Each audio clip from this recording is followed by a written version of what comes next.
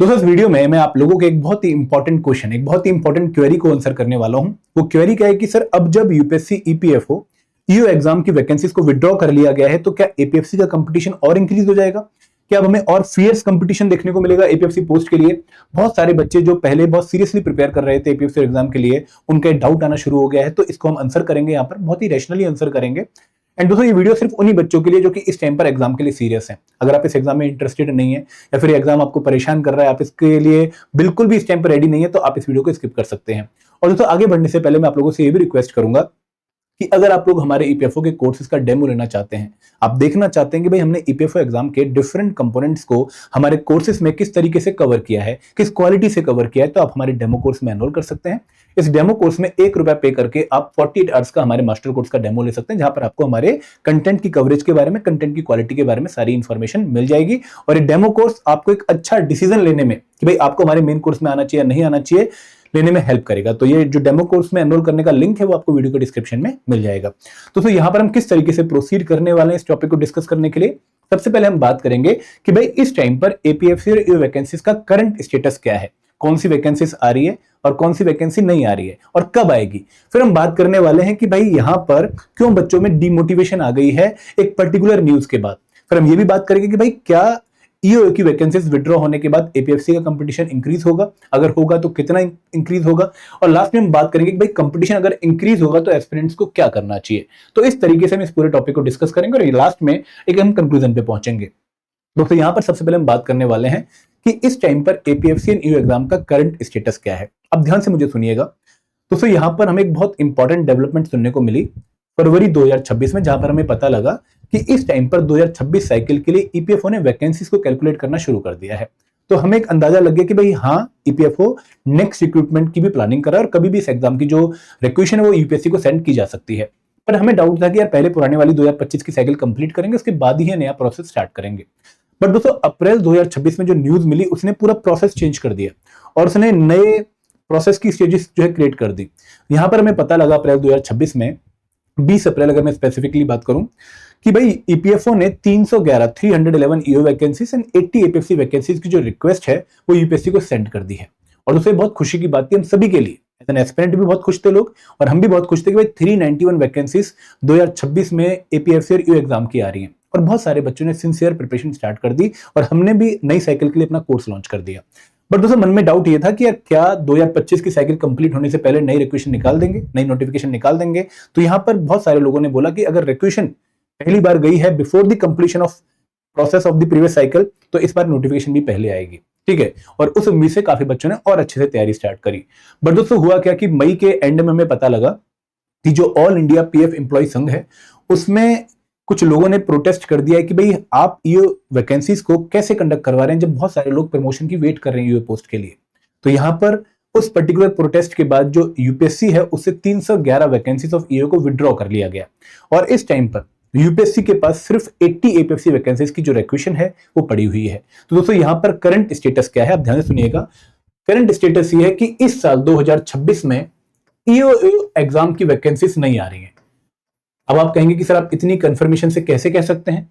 तो कोई यूपीएससी की तरफ से हमें कोई ऐसा आरटीआई रिप्लाई नहीं मिला, लेकिन ईपीएफओ की तरफ से जो आरटीआई रिप्लाई आया था उसमें क्लियरली बोला गया है कि at present no recruitment process for the post of enforcement officer account officer is proposed for 2026। तो इस साल के लिए ईओ पोस्ट के लिए कोई भी प्रपोजल उनके पास नहीं है और इस साल उसकी वैकेंसीज नहीं आ रही हैं। एपीएफसी वैकेंसीज की जो 80 वैकेंसीज की रिक्वेशन थी वो अभी भी यूपीएससी के पास है with same distribution of vacancies of different category जो कि पहले थी। तो यहां पर इस पर्टिकुलर एग्जाम की वैकेंसीज आ रही हैं। कब आ सकती हैं दोस्तों? एक्सपेक्टेड है कि भाई लास्ट वीक ऑफ जुलाई या फिर फर्स्ट वीक ऑफ अगस्त में आपको नोटिफिकेशन देखने को मिलेगी। और एग्जाम कब हो सकता है? अगर मैं टेंटेटिवली बात करूं तो एग्जाम 20 दिसंबर 2026 को हो सकता है। अब दोस्तों आप कहेंगे कि सर क्या कंडीशन है, कितनी परसेंटेज आप श्योरिटी से बोल रहे हैं? कोई ऐसी परसेंटेज नहीं, क्योंकि ये एग्जाम काफी अनसर्टेन रहते हैं। हम एक अंदाजा ही लगा सकते हैं, तो अंदाजे से मैं आप लोगों को बता रहा हूं। एंड अगर आप लोग मानना चाहें तो मान सकते हैं, अगर नहीं मानना चाहें तो नहीं मान सकते हैं। आप लोग कुछ और जो है अपने लिए अच्छा प्लान कर सकते हैं। तो दोस्तों ये करंट स्टेटस है। आगे बढ़ते हैं। अब दोस्तों डिमोटिवेशन क्यों हुई?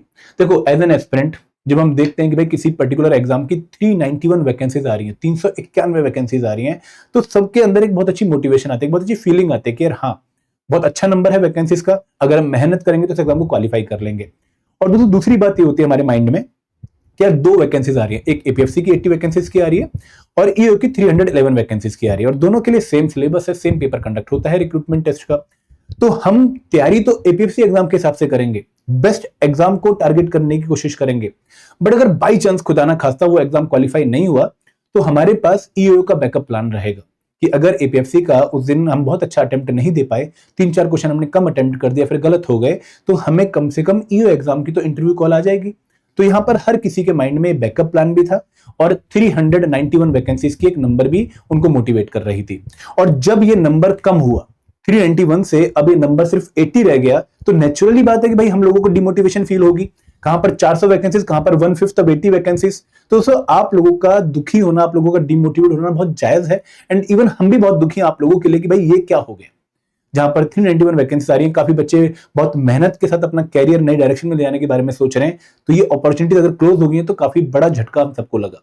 एंड दोस्तों दूसरी झटका ये लगा कि यार कम से कम अगर इन्होंने वैकेंसीज को विड्रॉ ही करना था तो ईओ की 311 की जगह 150, 140, 200 ऐसे कुछ नंबर पे वैकेंसीज का एग्जाम कंडक्ट करवा लेते। पूरी आउटराइटली 311 वैकेंसीज को विड्रॉ करने से नॉट अ गुड आइडिया कि भाई आप कहां 311 दिखा रहे हो फिर 0 हो गया, तो जो बैकअप प्लान था ईओ का वो भी कैंसिल हो गया। तो यहां पर डिमोटिवेशन अगेन बहुत नेचुरल है एंड हम सबको झटका लगा है।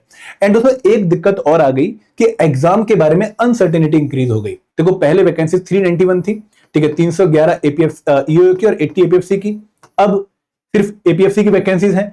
बट दोस्तों इस पर्टिकुलर इंफॉर्मेशन से हमें एक और मोटिवेशन आ रही थी कि भाई आगे ये नंबर और इंक्रीज हो सकता है 2027 में, 28 में। तो जो बच्चे 2026 की तैयारी करना स्टार्ट कर चुके थे उनको ये भी था कि यार इस साल नहीं हुआ तो ये एग्जाम आगे अब होगा रेगुलर, क्योंकि इनका जो है जो लोड है वो काफी ज्यादा बढ़ रखा है ईपीएफओ पर, इनकी कैडर रिस्ट्रिक्शन हो रही है, तो हमें फ्रीक्वेंट एग्जाम देखने को मिलेंगे और आगे नंबर और इंक्रीज होगा। क्योंकि 2025 में सिर्फ 230 वैकेंसीज के लिए एग्जाम कंडक्ट हुआ था, जहां पर एपीएफसी की जो है 74 थे और ईओ की 156 वैकेंसीज थी।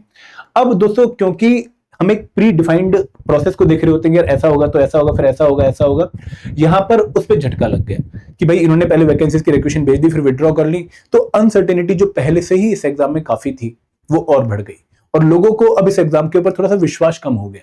तो से बहुत ही नेचुरल है, क्योंकि अगर मैं आप लोगों को कह रहा हूं कि देखो अब रिक्वेशन चली गई है, अब पक्का एग्जाम हो गई होगा, क्योंकि हम पुरानी साइकिल को रेफरेंस में मान के चलते हैं और फिर वो रिक्वेशन विड्रॉ हो जाती है, तो हम सबको झटका लगता है। इवन हमें लगता है कि यार हमने क्या बोला आप लोगों को, ठीक है, हमें आपको शायद इस तरीके से नहीं बताना चाहिए, बट जो प्रोसेस हुआ था हम उसके बेसिस पे आप लोगों को गाइड कर रहे थे। तो इस एग्जाम के बारे में अनसर्टेनिटी और बढ़ गई, इस वजह से भी बच्चों को डाउट हो रहा है। बट दोस्तों अब पिक्चर क्लियर है, 80 एपीएफसी वैकेंसीज की रिक्वेस्ट यूपीएससी के पास है। आप लोगों को पता है एग्जाम की नोटिफिकेशन इस मंथ के एंड में और अगले मंथ के स्टार्टिंग में आ सकती है, और एग्जाम 20 दिसंबर अगर हम वर्स्ट सिचुएशन लेके चलें तो कंडक्ट हो सकता है। अब दोस्तों आपको कंपटीशन इंक्रीज देखने को मिलेगा या फिर डिक्रीज देखने को मिलेगा, पहले हम बात करते हैं ओवरऑल, ठीक है। तो यहां पर अगर मैं ओवरऑल बात करूं तो मैं अगर पुराने रेफरेंस को लेकर चलूं तो 2023 में एपीएफसी की 156 वैकेंसीज के लिए 10 लाख लोगों ने अप्लाई किया था और एग्जाम देने पहुंचे थे 3,60,000, ठीक है, लगभग 35%, 36% लोग एग्जाम देने पहुंचे थे। अगर मैं बात करूं 2025 की, जिसका हमें सिर्फ एक नंबर पता है कि भाई 4,99,000 लोगों ने फॉर्म फिल किया था, लेकिन हमें यह नहीं पता कि कितने लोग एग्जाम देने पहुंचे थे, क्योंकि अभी ये नंबर आया नहीं है। अगर हम अगेन रफली 40% माने तो 40% मतलब लगभग 2 लाख लोग पेपर देने गए थे, क्योंकि वैकेंसी 74 हो गई थी, इसलिए नंबर ऑफ एप्लीकेंट कम हो गए थे और इसलिए number of participant in the exam कम हो गए थे। अगर इस बार हम 391 वैकेंसीज को देख रहे थे तो हम ये मान के चल रहे थे कि भाई 391 वैकेंसीज के लिए एटलीस्ट 5 लाख लोग पार्टिसिपेट करेंगे ही करेंगे। 400 वैकेंसीज के लिए 5 लाख लोग पार्टिसिपेट कर रहे हैं, तो यहां पर सीट जो कंपटीशन था वो एक पर्टिकुलर नंबर था। फॉर एग्जांपल अगर हम देखें तो लगभग 1250 के आसपास एक सीट पे बच्चा आ रहा था, ठीक है। अब क्या हुआ कि भाई वैकेंसीज 311 विड्रॉ हो गई तो सिर्फ 80 वैकेंसीज बची। अब 80 वैकेंसीज पे भी अगर कुछ non serious aspirant filter out हो जाते हैं, पहले 5 लाख फॉर्म फिल कर रहे थे, 400 वैकेंसीज देखे, अब कुछ को लगा कि यार वैकेंसीज तो कम हो गई तो फॉर्म फिल करके फायदा ही नहीं है, यहाँ पे सिलेक्शन के चांसेस तो ऑलमोस्ट नील हो गए, तो अब 1 लाख बच्चा हट गया, तो 4 लाख लोग अब 80 वैकेंसीज के लिए कंपीट कर रहे हैं। तो दोस्तों अब तो कंपटीशन बहुत ज्यादा बढ़ गया, लगभग 5,000 बच्चे एक सीट के लिए कंपीट करने वाले हैं, जहां पर पहले 1250 थे। तो यहां पर कंपटीशन इंक्रीज हुआ है, बहुत नेचुरली इंक्रीज हुआ है।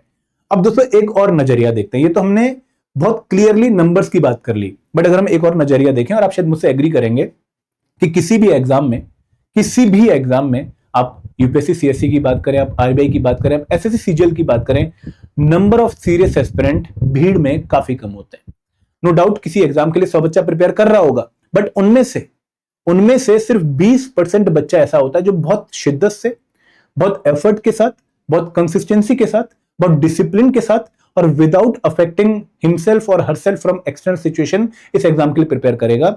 ऐसा बच्चा सिर्फ 20% होता है। तो यहां पर सीरियस एस्पिरेंट बहुत कम है और सीरियस एस्पिरेंट में आप लोगों को कंपटीशन अभी भी कम देखने को मिलेगा। क्यों? तो सीरियस एस्पिरेंट कौन है? सीरियस एस्पिरेंट वो बच्चा है जो इस एग्जाम को बहुत अच्छे से क्रैक करने के बारे में सोच रहा है और किसी भी सिचुएशन में इस एग्जाम में क्वालिफाई करने के बारे में सोच रहा है। और उसका माइंडसेट क्या है? उसका माइंडसेट ये है कि भाई मुझे ना बहुत मेहनत करके इस पर्टिकुलर पोस्ट को ग्रैब करना है, एपीएफसी एग्जाम को क्वालिफाई करना है। No doubt back of the mind उसके पक्का होगा कि यार अगर ये नहीं हुआ तो ईओ हो जाएगा, बट उसका जो प्राइम टारगेट है, उसका जो बेस्ट टारगेट है वो एपीएफसी। अगर आप अपने मन में भी एक बार झांक के देखो, अगर आप सीरियस एस्पिरेंट हो तो आप इस एग्जाम में ईओ एग्जाम की वैकेंसीज विड्रॉ होने से पहले किस एग्जाम को क्वालिफाई करने के बारे में सोच रहे थे? आप सभी एपीएफसी एग्जाम को क्वालिफाई करने के बारे में सोच रहे थे क्योंकि आप सीरियस एस्पिरेंट हो। तो यहां पर सीरियस एस्पिरेंट का जो नंबर है, मुझे नहीं लगता कि उसके बीच में कंपटीशन बहुत ज्यादा इंक्रीज होगा। अगर मैं 20% लेके चलूं, यहां पर लगभग 1 लाख लोग हो गए सीरियस एस्पिरेंट और यहां पर अभी फॉर एग्जाम्पल 80,000 लोग हैं, तो इनके नंबर में आपको बहुत ज्यादा वेरिएशन देखने को नहीं मिलेगी। ऑलमोस्ट ये नंबर कांस्टेंट रहने वाला है और ये सभी वही बच्चे हैं जो सिर्फ एपीएफसी एग्जाम को टारगेट कर रहे हैं, जो उसके लिए ही सीरियस हैं। तो यहां पर नंबर्स की टर्म में कंपटीशन इंक्रीज हुआ है, बट अगर आप रियलिटी देखें, अगर आप कोर में जाके देखें तो सीरियस एस्पिरेंट अभी भी इसी एग्जाम के लिए उतने ही सीरियसनेस से तैयारी करेंगे जितने पहले से तैयारी करे थे। उस नंबर में बहुत ज्यादा वेरिएशन देखने को नहीं मिलने वाली है। पहले 1 लाख बच्चा 80 वैकेंसीज को टारगेट करने में होता, अब भी 1 लाख बच्चा 80 वैकेंसी को टारगेट करने में सोचेगा। नो डाउट पहले 1 लाख बच्चे की 400 पोस्ट पे सिलेक्शन हो सकती थी, ये नंबर अब उसके लिए कम हो गया है। तो जो बैकअप वाला प्लान था वो खत्म हो गया है। तो झटका तो लगा है, बहुत नेचुरल सा झटका लगा है, लेकिन जो बच्चे पहले से सीरियस थे एपीएफसी एग्जाम के लिए वो अपनी सीरियसनेस में कमी नहीं आने देंगे और ये बच्चे अभी भी कंपीट करेंगे और ये साम दाम दंड भेद सब लगा के एग्जाम को क्वालिफाई करने के बारे में सोचेंगे। कोई वीडियो के नीचे नेगेटिव कमेंट करेगा ताकि कंपटीशन कम हो जाए, कोई अपने नंबर ऑफ आवर्स बढ़ा देगा ताकि और मेहनत करे, कोई एक्स्ट्रा सोर्स पढ़ने शुरू करेगा ताकि और पढ़े, कोई एक और टेस्ट सीरीज खरीदेगा ताकि और प्रैक्टिस करे। तो हर तरीके से बच्चा एग्जाम क्वालिफाई करने के बारे में सोचेगा। ये बच्चा कम नहीं होने वाला है और ये बच्चा पहले जितना ही रहने वाला है। एंड दोस्तों एक और बात, आप भी एक बार सोचो कि आप हमेशा एपीएफसी एग्जाम को ही क्वालिफाई करना चाहते थे, आप किसी और एग्जाम के बारे में नहीं सोच रहे थे। आपके back of the mind EO होगा, बट आपका जो प्राइम टारगेट था, आपका जो मेन टारगेट था वो एपीएफसी था, क्लास ए लेवल 10 पोस्ट। तो इसमें आपको अभी भी कंप्रोमाइज नहीं करना है। अब आपके एक्शन पॉइंट क्या होने चाहिए? देखो पहला एक्शन पॉइंट ये होना चाहिए कि आपको अपने एफर्ट को इंक्रीज कर देना चाहिए। बहुत नेचुरल सी बात है क्योंकि अब वैकेंसीज कम हो गई हैं, ठीक है, तो आपको मेहनत और करनी पड़ेगी। आपको जो चीजें आप पहले छोड़ने के बारे में सोच रहे थे वो आपको कवर करनी पड़ेंगी। आप auditing, insurance, developmental issues, state, इनको भी प्रिपेयर करके जाएंगे ताकि इजी मार्क्स जो 2.5, 2.5 किसी भी कंपोनेंट के थ्रू मिल रहे हैं उनको आप पकड़ेंगे, उनको आप कैच करने की कोशिश करेंगे। तो एफर्ट्स इंक्रीज होंगे, कंसिस्टेंसी और इंक्रीज होगी। जहां पहले एक बार ब्रेक लेने के बारे में सोच रहे थे वो आपके ख्याल अब मन में आएगा भी नहीं। दूसरी बात कि आपको 200 प्लस स्कोर पे टारगेट करना है तो करना है। आप कहेंगे कि सर कैसे कर लें टारगेट? देखो 2023 में जब 156 वैकेंसीज के लिए एग्जाम कंडक्ट हुआ था तब जनरल कैटेगरी कट ऑफ गई थी 178.33 और 2025 में जब सिर्फ 74 वैकेंसीज के लिए एग्जाम कंडक्ट हुआ था तो भी जो कट ऑफ गई है एक्सपेक्टेड वो 180 के आसपास गई है, 181, 182। तो बहुत ज्यादा कट ऑफ में इंक्रीज नहीं हुआ है क्योंकि नंबर ऑफ एप्लीकेंट कम हो गए। तो यहां पर अगर 80 वैकेंसीज के लिए एग्जाम कंडक्ट होगा तो भी नंबर ऑफ एप्लीकेंट काफी कम ही रहेंगे, बच्चे नहीं भरते हैं फॉर्म। तो यहां पर 200 प्लस तो आप अगर टारगेट करने की सोचते हैं तो आपको इंटरव्यू की कॉल तो पक्का आ जाएगी। और यहां पर अगर आप 210, 215 पे जाते हैं तो सिलेक्शन उनके चांसेस भी काफी बढ़ जाएंगे। थोड़ा सा दोस्तों अपनी प्रिपरेशन में स्मार्ट वर्क ऐड कर दो। स्मार्ट वर्क मतलब कि आप अभी आइडेंटिफाई करो कि भाई कौन से ऐसे कंपोनेंट्स हैं, कौन से ऐसे एरियाज हैं जो कि हाई स्कोरिंग है, कौन से ऐसे एरियाज हैं जो कि फ्रीक्वेंट हैं। तो यहां पर सिर्फ हार्ड वर्क नहीं करने की, हर कंपोनेंट के हर टॉपिक को बहुत अच्छे से प्रिपेयर करेंगे। थोड़ा सा दिमाग भी लगाने के किस टॉपिक पे ज्यादा वेटेज दें, किसको थोड़ा सा अवॉइड करें। तो यहां पे अब टाइम की केयरफुल मैनेजमेंट आपकी अप्लाई होनी शुरू हो जाएगी। एक बात और कि आपको अपना हर पर्टिकुलर टाइम का पोर्शन बेस्ट यूटिलाइज करना पड़ेगा। अभी आप में से बहुत सारे बच्चों को पढ़ने की उतनी मोटिवेशन नहीं आ रही होगी, यार नोटिफिकेशन आएगी नहीं आएगी पता नहीं, एग्जाम कब कंडक्ट होगा, यूपीएससी डिले करता है, ये होगा वो होगा, पुराना एग्जाम कंप्लीट नहीं हुआ है, इंटरव्यू अभी हुए नहीं है, क्यों पढ़ें, आराम से कर लेंगे। तो यही टाइम है। 14 कंपोनेंट्स हैं एग्जाम की प्रिपरेशन के लिए और ये सिलेबस छोटा मोटा नहीं है। अगर आप तैयारी स्टार्ट कर चुके हैं, आपको पता है बहुत बड़ा सिलेबस है। इवन जो आप अकाउंट्स 1 महीने में या 20 दिन में कंप्लीट करने की सोच रहे थे, वो आपका 40 दिन खा जाएगा। तो यहां पर चीजें बहुत बड़ी हैं, टाइम लगेगा and you are not ready yet. अगर आप रैशनली सोचे तो आप रेडी नहीं है। अगर मान लो आज नोटिफिकेशन आ जाए तो एग्जाम 31 अक्टूबर या फिर 20 दिसंबर को भी होता, तो क्या आप रेडी हैं? I think most of you are not ready.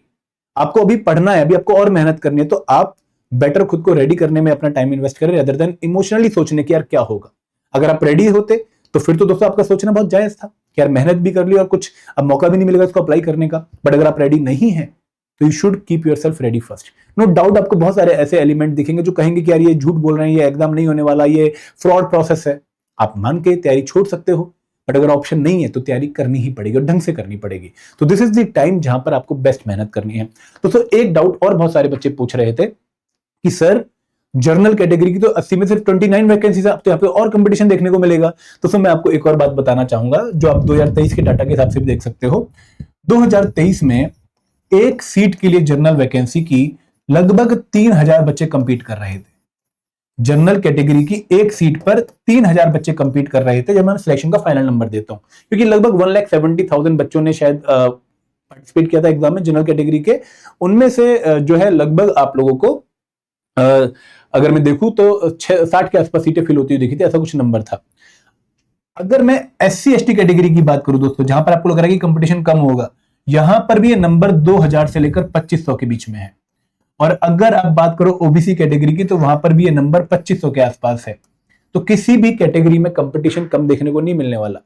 General category में अगर 29 वैकेंसीज होने से कंपटीशन बढ़ गया है, तो इवन बाकी कैटेगरीज में नंबर ऑफ वैकेंसीज, क्योंकि 80 थी केवल, तो 10-15 वैकेंसीज है, उनमें भी कंपटीशन काफी हाई है। तो ये चीजें सबके लिए इक्वल है, ठीक है। नो किसी को भी एडवांटेज नहीं। तो आप लोग ये चीजें अपने माइंड से हटा के पूरा फोकस एग्जाम की तरफ करिए। और अगर आप इस एग्जाम को सेल्फ स्टडी से प्रिपेयर कर रहे हैं, बहुत बढ़िया, अच्छी बात है, बेस्ट मोड ऑफ प्रिपरेशन है। बट अगर आप कोर्स के थ्रू प्रिपेयर करना चाहते हो तो हमने आपके लिए 3 डिफरेंट कोर्स लॉन्च कर रखे हैं। हमारे लिए आपके लिए हमने एक मास्टर कोर्स लॉन्च कर रखा है जो कि कंप्रेहेंसिव कोर्स है for all the component of APFC new exam. हमने आपके लिए टेस्ट सीरीज लॉन्च कर रखी है जिसमें थ्रू आप प्रैक्टिस कर सकते हो। अगर आपने पूरा सिलेबस ऑलरेडी कवर कर लिया, हमने आपके लिए एक स्पेशल सिलेक्ट कोर्स लॉन्च कर रखा है जहां पर UPSC वाले बच्चों को जो स्पेशल कंपोनेंट्स उन्होंने कभी भी प्रिपेयर नहीं किया उनकी कवरेज करवाई जा रही है। तो इसमें अगर आपने एनरोल करना है तो लिंक वीडियो के डिस्क्रिप्शन में आप जाकर वहां पे चेक कर सकते हैं। This is all from my side. अगर आपने गुस्सा निकालना है कमेंट सेक्शन आपके पास है, लेकिन अगर आप मुझसे एग्री करते हो तो यस या फिर we will prepare for this exam, ऐसा कुछ मोटिवेशन लेके ताकि आप खुद को चार्ज अप कर सकें। Thank you very much.